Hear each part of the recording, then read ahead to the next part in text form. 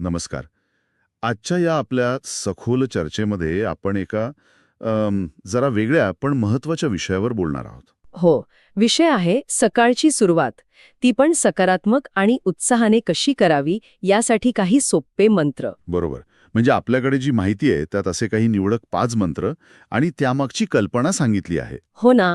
आणि इंटरेस्टिंग म्हणजे इथं मंत्र म्हणजे केवळ काय म्हणतात त्याला धार्मिक शब्द नाहीयेत फक्त. अच्छा. तर असे सकारात्मक विचार किंवा ध्वनी ज्यावर आपण लक्ष केंद्रित केलं तर फायदा होऊ शकतो असं काहीसं सुचवलंय. ओके, छान. तर मग आज आपण याच 5 मंत्रांवर बोलूया. म्हणजे ते काय आहेत, स्त्रोतांमध्ये त्यांच्याबद्दल काय विचार दिला आहे. आणि त्याचा आपल्या दिवसावर कसा परिणाम होऊ शकतो. बरोबर. अगदी.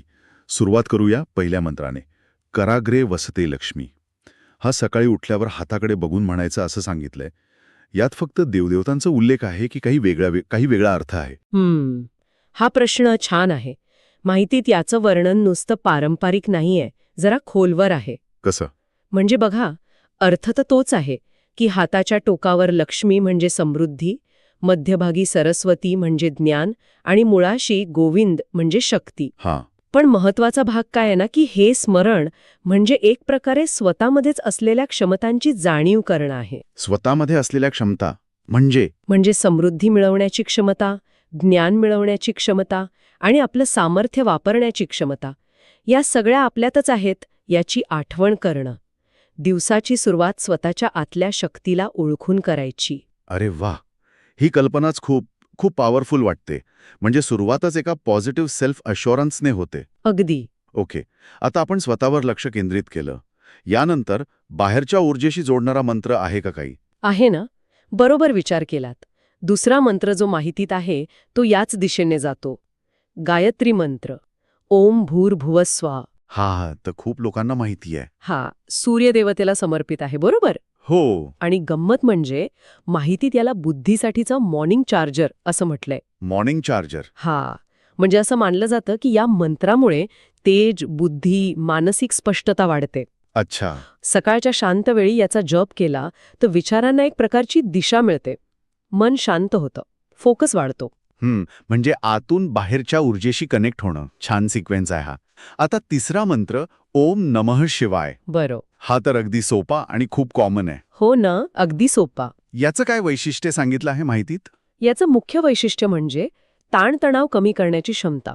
ओहो. माहितीत तर याला विनोदाने स्ट्रेस डिलीट ओम नमः शिवाय कम्प्लीट असंही म्हटलंय. काय सांगताय? Stress delete?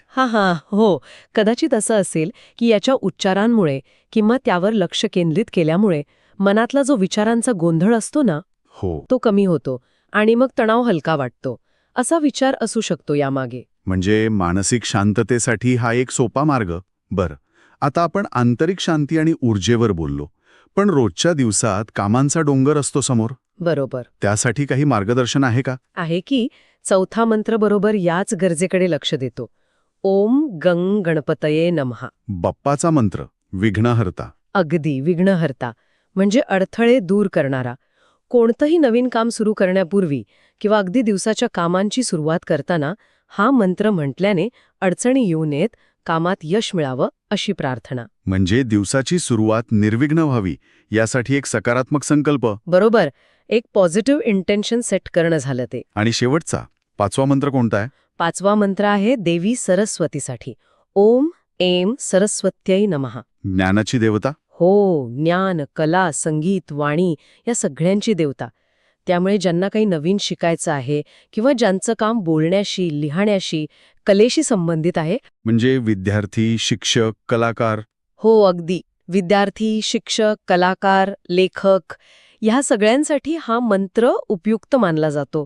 असं म्हणतात की याने बुद्धीला चालना मिळते, अभिव्यक्ती सुधारते. तर हे 5 मंत्र म्हणजे दिवसाच्या वेगवेगळ्या गरजांसाठी सकारात्मक ऊर्जा मिळवण्याचे मार्ग झाले असं म्हणायला हरकत नाही. हो, एक प्रकारे तसं म्हणू शकतो. पण हे म्हणायची काही विशिष्ट पद्धत सांगितली आहे का? म्हणजे कधी, कसे? हो, माहितीत एक सोपी पद्धत दिलीये. सकाळी अंघोळ वगैरे झाल्यावर शांत ठिकाणी बसावं आणि शक्य झालं तर प्रत्येक मंत्र 11 वेळा म्हणावा. 11 वेळा. ओके.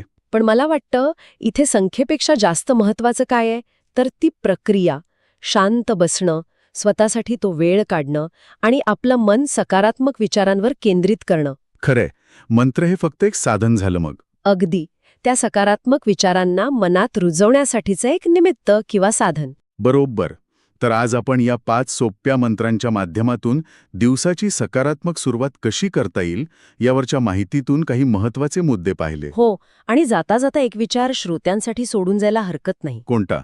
की बघा, या मंत्रांचं धार्मिक किंवा आध्यात्मिक महत्त्व नक्कीच आहे, पण त्या पलीकडे जाऊन रोज सकाळी अशा प्रकारे काही वेळ काढून विशिष्ट सकारात्मक विचारांवर किंवा ध्वनीवर लक्ष केंद्रित करण्याची जी सवय आहे, हां, त्याचा आपल्या मानसिक आरोग्यावर, आपल्या कामावर, आपल्या एकूण दृष्टिकोनावर काय परिणाम होऊ शकतो, केवळ एक चांगली सवय म्हणून जरी याकडे पाहिलं तरी त्याचे फायदे काय असू शकतील